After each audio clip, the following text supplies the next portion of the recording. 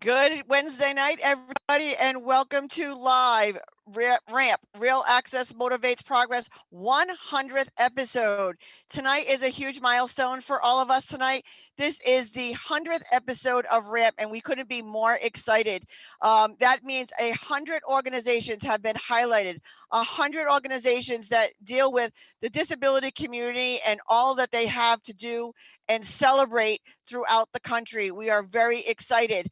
Before we get started and bring our guests, because we have some amazing guests for you today, Governor Dan McKee had sent us a quick video because he couldn't be here with us today. So let's hear a few words from our governor. Hi, I'm Governor Dan McKee, and it's an honor to be part of RAMP's 100th podcast episode with my friend Tina Peterson. The Americans with Disability Act turned 32 this year. It is one of the most important pieces of legislation ever signed in our country, giving Americans with disabilities protections against discrimination.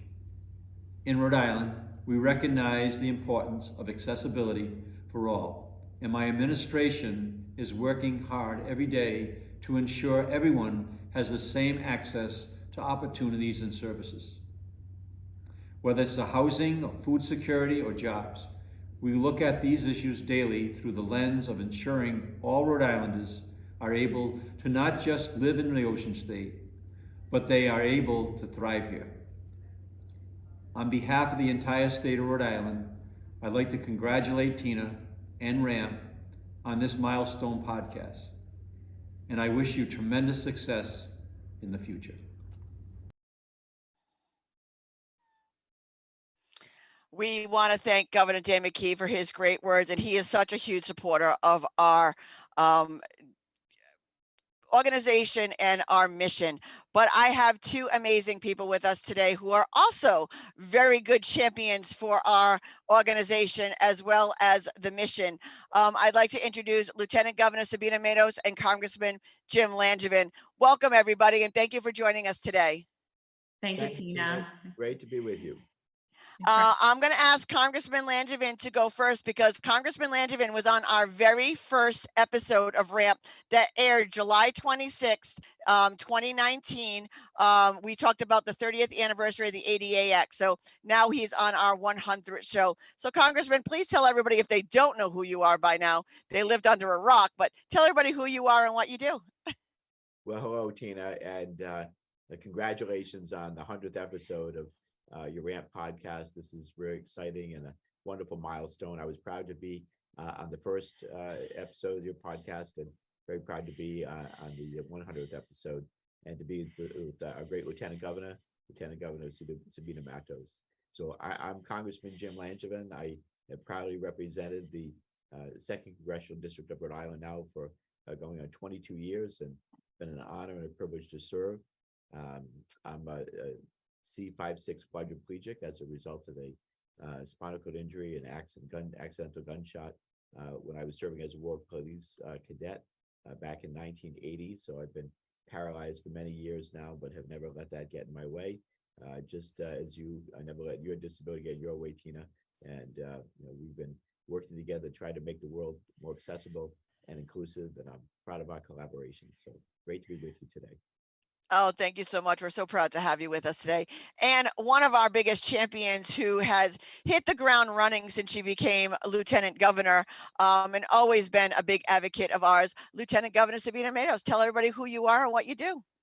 Thank you so much, Tina. Thank you for this opportunity to be here celebrating with you in this milestone, your 100th episode. So congratulations on the work that you're doing. I'm honored to be here with Congressman Langevin, who has been a strong advocate for Rhode Island and Washington. And this year, actually, he's decided to retire from his role as congressman, but I'm pretty sure we're gonna see him around here in Rhode Island, continue his service to our state of Rhode Island. So thank you, Congressman Langevin, for what you have been doing to serve the people of Rhode Island. Thanks. It's an honor for me to be here with all of you. Tina, as you mentioned earlier, I was appointed Lieutenant Governor last year when Governor McKee became governor. The state of Rhode Island's constitution says that the governor gets to appoint the lieutenant governor whenever there is a vacancy. And in this case, since he became governor, there was a vacancy for the office, and I was appointed to be lieutenant governor. I had had this honor to serve the state of Rhode Island in this role. But before that, I was a member of the Providence City Council. And most recently, I was the president of the Providence City Council. So I had had the experience of being in the local government, local, and see how things gets done at the local level. And now I brought that experience to the office of lieutenant governor, and has been very useful because in this role, I had the opportunity to work with different municipalities and leaders from different municipalities here in the state of Rhode Island. It's really has been an honor, and I'm looking forward to continue this work here. Oh, we look forward to working with you. Congressman Langevin, since you've been with me since the very beginning, you watched RAMP grow from its inception. Tell us a little bit about what you've seen, and if you've seen any impact in Rhode Island and beyond from what RAMP has been doing. Yeah. Well, Tina, I appreciate your advocacy and, calling out those areas where more needs to be done to bring down barriers and make accessibility more universal. Particularly working with the business community. I know that's been one of your strengths, particularly going and really speaking with business owners on an individual basis and doing reviews of their establishment to say what's working, what's not, what could be made better so things are more accessible, getting in and out of doorways, having a ramp built or have a portable ramp on hand. I know in some cases you've actually been able to give out portable ramps to business owners. In fact, where I go to get my haircut downtown Providence, she was one of the beneficiaries of your of one of the ramps that you gave out, and I've used that ramp now to go in and out of her establishment. So it's been a wonderful thing to again promote awareness. And we still have a lot of we have a great milestone in the anniversaries of the Americans with Disabilities Act, and all that act did to make things in the world a more inclusive, accessible place for people with disabilities. But there's still more progress that needs to be made, and I'm glad that you're moving the ball forward on accessibility. Oh, thank you so much. Lieutenant Governor, in the short time that you have, well, a little bit more than a short time, but have been around and been working with me from the beginning, what have you seen and what has been so eye-opening for you with what we have been promoting and what we have been doing? I appreciate the work that you do, Tina, in working especially with the business community, as the congressman was mentioning. I have seen you just being an ally in making sure that you approach the business community and you're speaking the language that they understand. You talk about how would you like to increase the number of people that come to your business? Well, you always remind them that there are people that are in wheelchairs that cannot access their business. And you always make that business case to them and let them know that what you're trying to do is to help them make their business accessible. You're not trying to play gotcha with them, but you want to be a resource to assist them. That has been something that I admire on the work that you do. And also you do it and always, I think you are with the best attitude towards the work that you're doing, and make everybody feel relaxed and comfortable when you're talking about the issues of access and accessibility. So I admire that work that you have been doing. Oh, thank you. And we can't remiss to say what happened this weekend. Something so organic that happened because I just happened to be with you at a walk. If you want to tell everybody a little bit about how it happened, and how it made you feel when you realized that I was trapped. Yeah, so we were doing the walk to an Alzheimer at Roger Williams Park, and Tina was getting ready to go to another walk, actually, because Tina's everywhere. She was going to go to Warwick for the body walk that have to do with individuals that have autism. And I just remember we were walking and Tina was going to her van to leave and she was trapped basically. Two cars has parked so close to her that she's not was not able to move her car, was not able to get into her car to move it. And that makes me realize firsthand, I was able to see the consequences of having a parking space designated that and that everyone respect, because sometimes we have the designation and people don't respect the designation and people park there when they shouldn't. But also to understand that uh, the parking spaces have to be wide enough so someone in wheelchair has access to get in the vehicle. So it was an eye opening for me to see that. And you fixed the problem because she just grabbed the key out of my hand and jumped in my van and moved my van for me, because a lot of us don't go out with people. So I usually have to depend on asking a stranger to move my van, and you hope they don't just take off with it, that they actually just move your van so you can get in and they don't take off with it. But she actually jumped in the van and moved it for me. And it was just such an eye-opening piece, because it was so great for her to see exactly what we deal with. Now, Congressman Langevin, I know you've dealt with this once or twice in, all the years that you have going on. I said, but the fortunate thing is you usually have a staffer with you. But does it still happen to you? Yeah, absolutely. As you were, as Lieutenant Governor Matos was speaking about the issue, and you were talking about the issue, of course, brings back memories of many times that it happens. It just all the time on a daily basis. You pull up somewhere, even if you're in a handicapped spot, and then there's say nobody next to you, or it's a spot that's designated for handicapped access, but then someone parks too close to you, and you can't get into the vehicle. The ramp, the side door of my van comes out. The ramp comes down. Same thing with your van, Tina, and you need the ability to make the circle, get in to the onto the ramp and into the van. And if there's a car too close, you're not going anywhere. Fortunately, you're right. I have a driver usually that drives me around, and so he's able to just hop in the van and move it back. But not everyone's going to have that that ability to have someone with them all the time. So Eh. I'm going to put you on the spot a little bit, Congressman. What do you think of some of the ways that we can address this so it could stop happening, so that we can just go out and about and live our daily lives? Like, what are some of the things that we can address this with?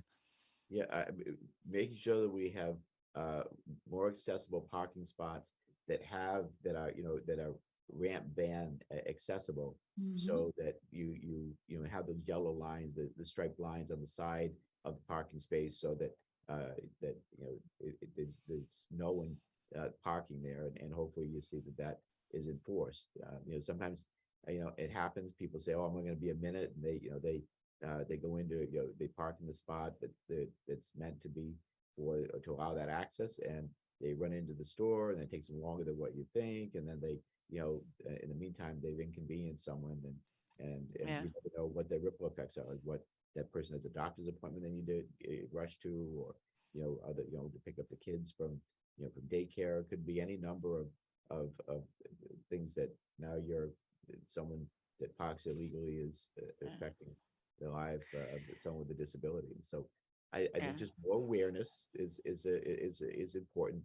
I love the fact that years ago we used to have PSAs, as I recall, about handicapped accessible parking spots, or disability awareness. Those things are very helpful, and it's always a good thing we can remind people that respect the laws, be courteous, and think that how it might affect someone if you're parking in a spot that is going to block someone from getting access to their vehicle. That is so funny you say that, because that's exactly the words that came out of Lieutenant Governor's mouth on Sunday. Was we need to do PSAs about this. How do you feel about doing something like that and bringing that back to make sure people are aware of not inconveniencing us? Yeah, absolutely. But I think that public education always goes a long way, and I think that often perhaps people don't have a nefarious intent. They're not intentionally trying to cause harm.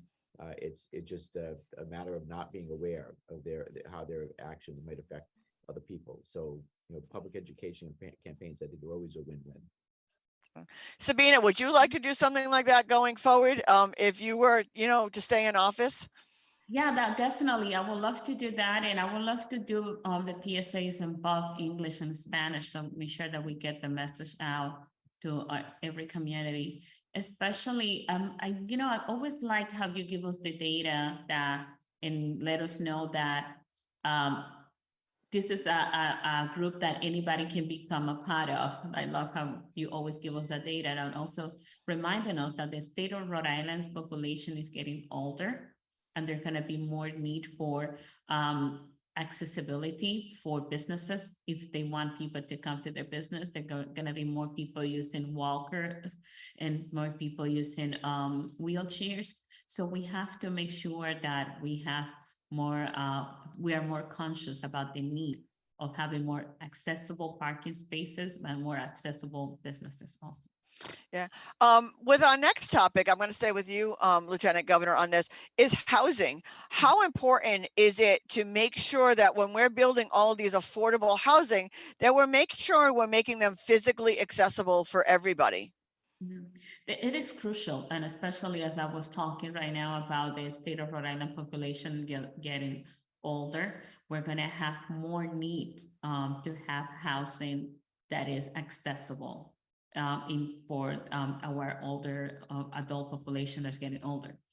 But also, we have a challenge here in the state of Rhode Island is because we are such an old state and our cities are very old. We have housing infrastructures that were built like 100 years ago. It's really challenging sometimes to make those units accessible. So we have to make sure that every unit that we're building, we are thinking about adding accessibility component to every new unit that is being built.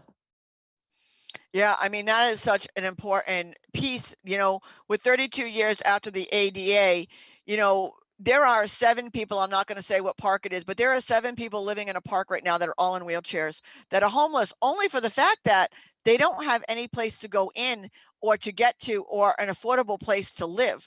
I know exactly what that feels like because in 2020, I was a month away from being homeless myself because I couldn't find an affordable, accessible place for me to live. Luckily, I was able to connect with Habitat for Humanity and built my home, but everybody doesn't have that luxury. Congressman Langevin, can you go in a little further on how important housing, accessible housing is? Yeah, it's vitally important, and there's such a short supply of accessible, affordable housing.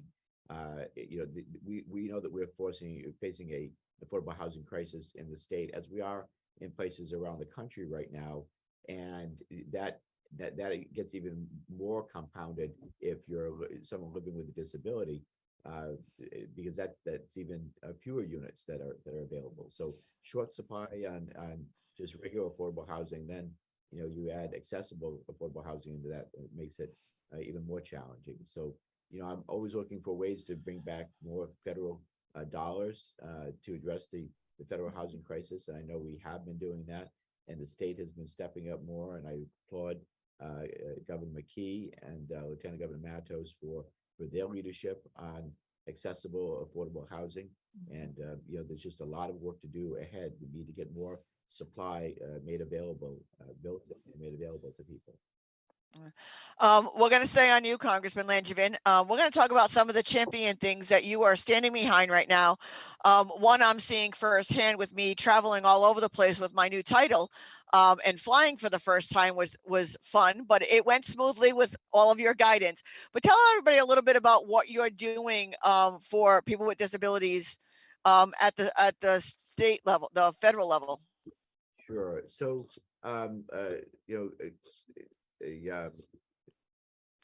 very recently, one of the bills that I was able to get through, this is last Congress, um, starting in I believe it was in 2018. I passed the Bill of Rights for airlines passengers with disabilities, and basically through the 2018 FAA reauthorization bill, I included language to create a Bill of Rights for airline passengers with disabilities. I thought this was important. And people with disabilities, when they're traveling, need to be treated with respect and dignity. And so um, this bill was finally published in DOT's website in July 2022, and includes, among other things, the right to be treated with dignity and respect, the right to receive information in an accessible format about air travel and what people will face, and then the right to travel with an assistive device or service animal. So that's the what we have done. And what I'm also trying to do though is um, create and pass the Air Carrier Access Amendments Act. So basically, this bill would address air travel challenges for people with disabilities and giving them a basically recourse when they're not treated fairly. This is a big deal. We all know about broken devices or people not being, you treated properly when they're on the plane or getting on the plane or getting off the plane. And right now there is no private right of action. You can't take the airline to court, for example. So we want to change things. Hopefully it doesn't come to this, that the airlines with better training and services will avoid difficulties and will be able to treat people with disabilities with more respect. But the Air Carrier Access Amendments Act would basically require, for example, the Department of Transportation to level civil penalties against airlines for Air Carrier Access Act violations, and it would refer complaints to the Department of Justice for investigation and enforcement, particularly when cases are particularly egregious. We also establish a private right of action for airline passengers when these rights are violated, and it would create an updated accessibility standards for new commercial aircraft, and it would require the removal of access barriers on existing aircraft. So, for example, in the future, we're hoping that as new aircraft are designed, that people would hopefully be able to stay in their chairs if possible, or there would be an accessible restroom on the plane. Right now, those restrooms are so tiny, there's no way a person is going to be in there, especially if they're in a chair. So I'm also working on another bill to help ensure that airlines update their lithium-ion wheelchair battery policies to be more restrictive than current, to be no more restrictive than current safety standards. So the FAA, for example, has safety protocols for certain lithium-ion batteries because all lithium-ion batteries are not created equal, and some are really high-end, like the batteries that I have in my chair that have all kinds of safety features in them. And then there's the kind of the cheap Chinese knockoffs that people probably might be familiar with, like hoverboards that have burst into flames. There's a totally different lithium-ion batteries, and so the FAA has guidelines and protocols to ensure passenger safety and make sure that they everybody's safe when they're in an airplane, or they wouldn't travel, and so they wouldn't be able to go on. But the airlines need to update their policies because not all of them have, and I've experienced that firsthand where I've been denied the ability to have my chair put on the plane. Yeah, I mean, it's so true. People don't understand that we're the first ones loaded on the plane and when the last one's off the plane, and we can't use the bathroom in between that time. So I sit on the airplane when I went to Florida a couple of weeks ago and saw how many people passed by me to use the restroom.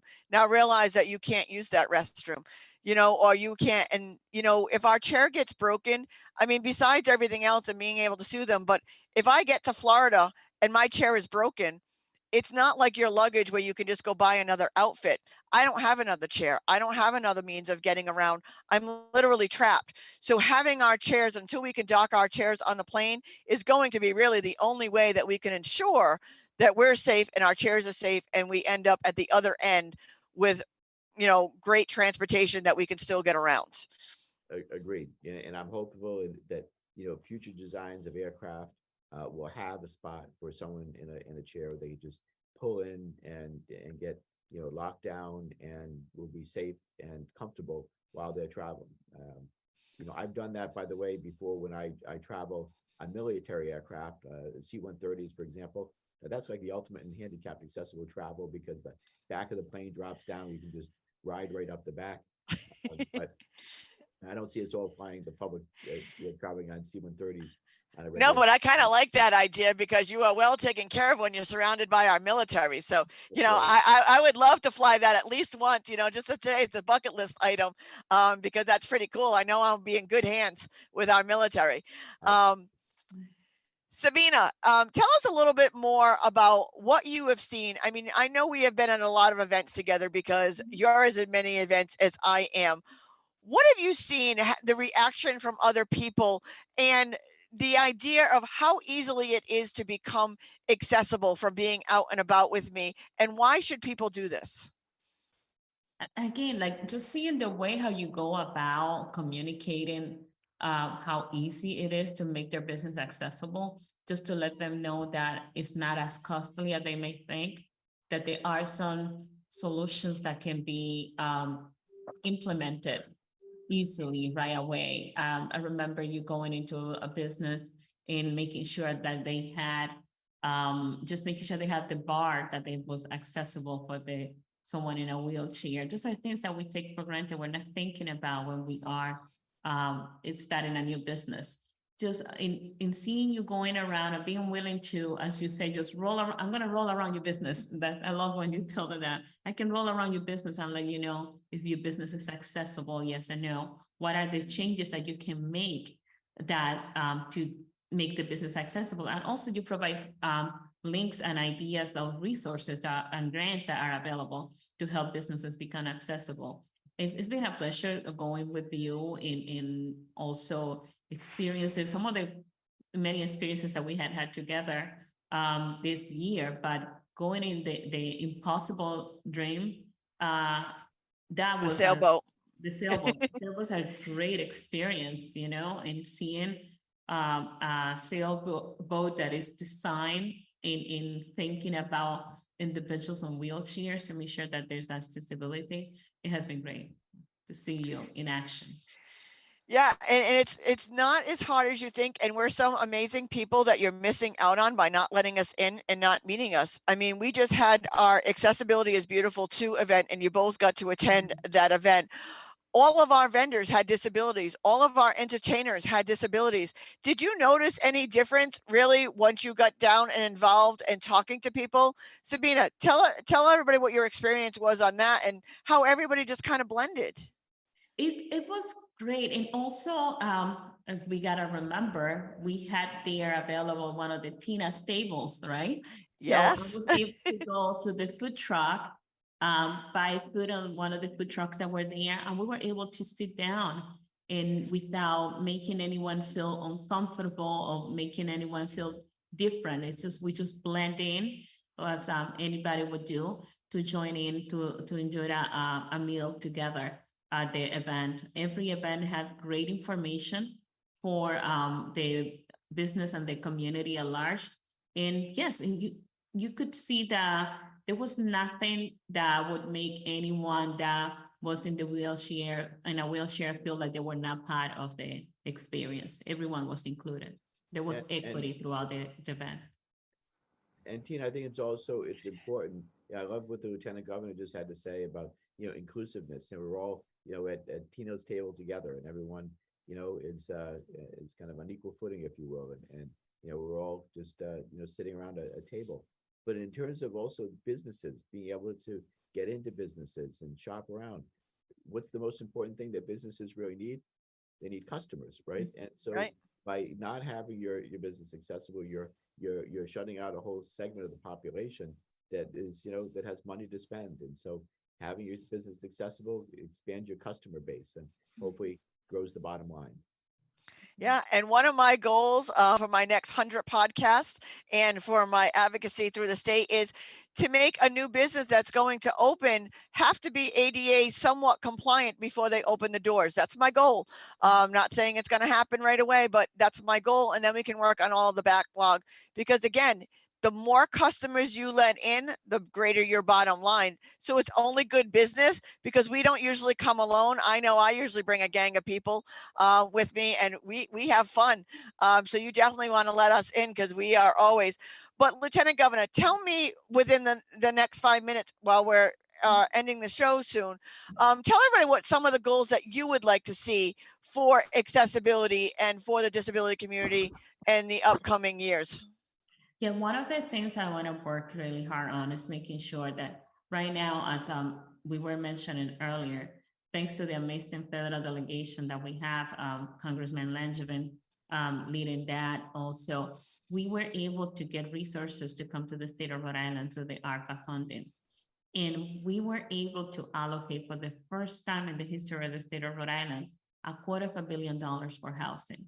So one of my priorities moving forward for this next 4 years, I want to make sure that the way how we allocate those funding right now within the housing plans, that make sure that we are developing housing that are as accessible and are available to the communities with disabilities, and also thinking about our population that is becoming older and older. So we want to make sure that the constructions of new units are accessible and are available to the community that needs them right now. So that's going to be one of my priorities.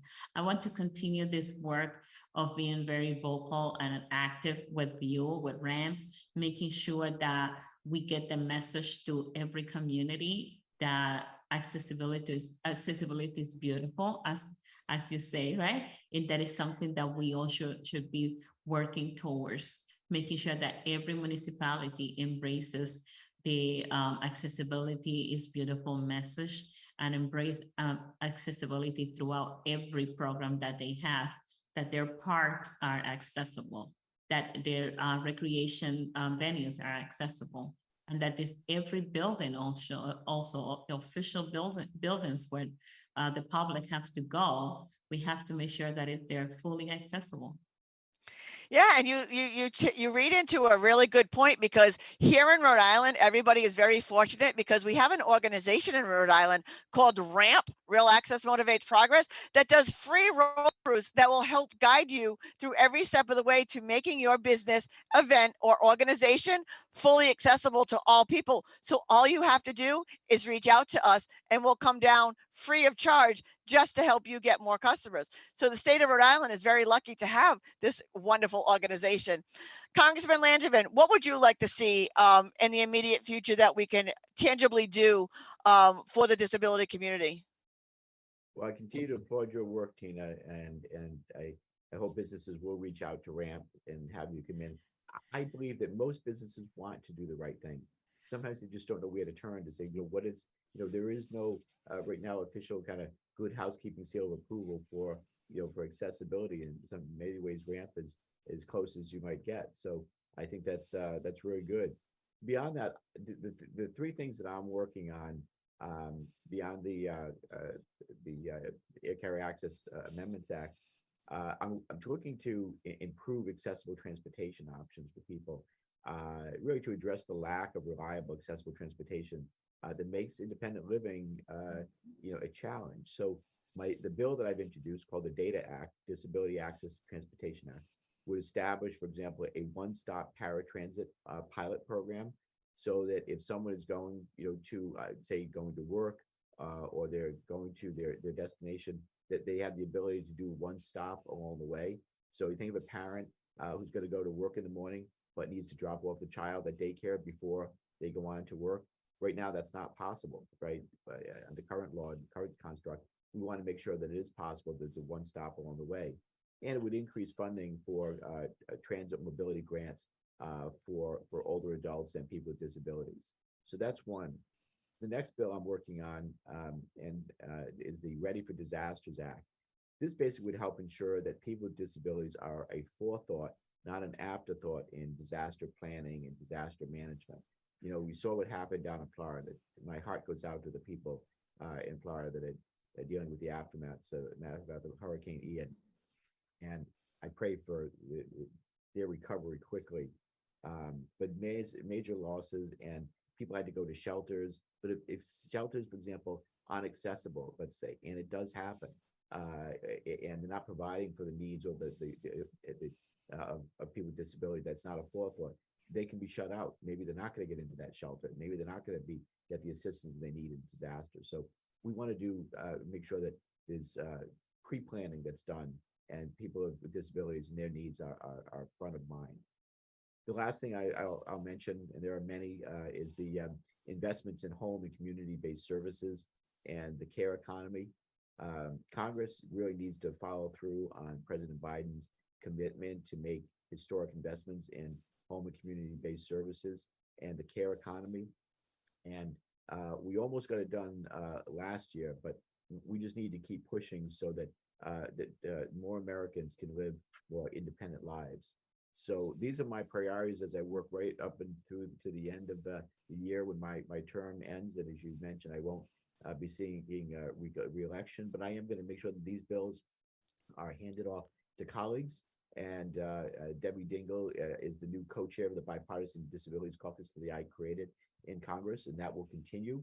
And I'm grateful for her leadership, and I know that she'll continue take up these causes. But I'll be active, hopefully on the outside as a private citizen, continue to advocate for these bills and others, because I think this accessibility is so important, and there my work will never end. And I look forward to continuing our partnership there, Tina, as well, and with Lieutenant Governor Matos. Yeah.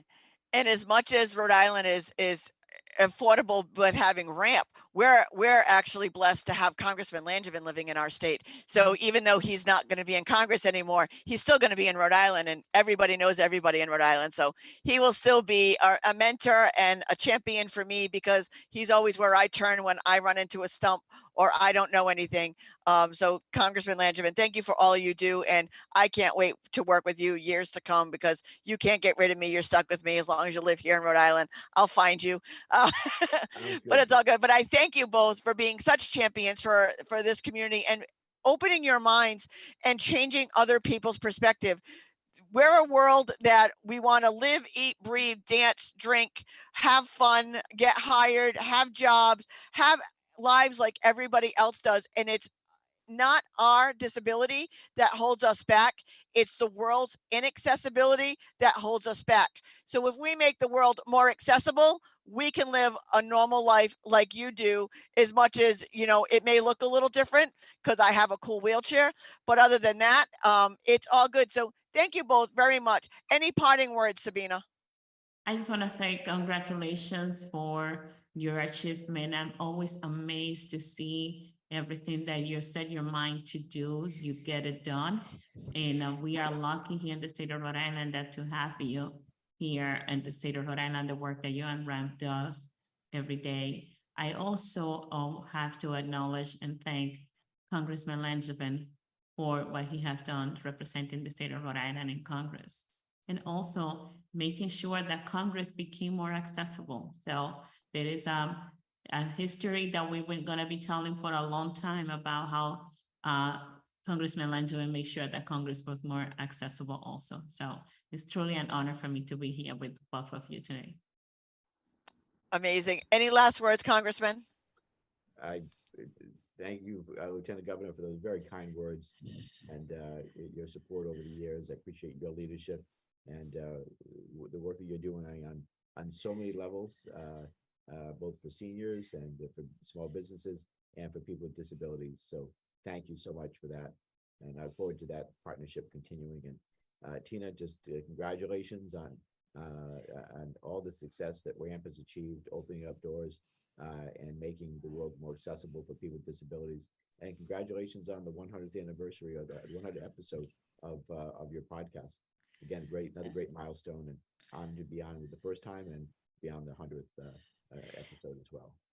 And we will have both of you on for years to come, no matter what office or position that you hold. You guys are always welcome on the Ramp podcast in the next 100 or 1,000 episodes, because Tina's not going to stop until she's not breathing anymore. So you'll be seeing this podcast for a very long time. So thank you both so much. I request everybody join us every Wednesday night live at 7 o'clock for our next 100 podcasts. And as I always say, don't just sit there, everybody. Make a difference. Have a great night.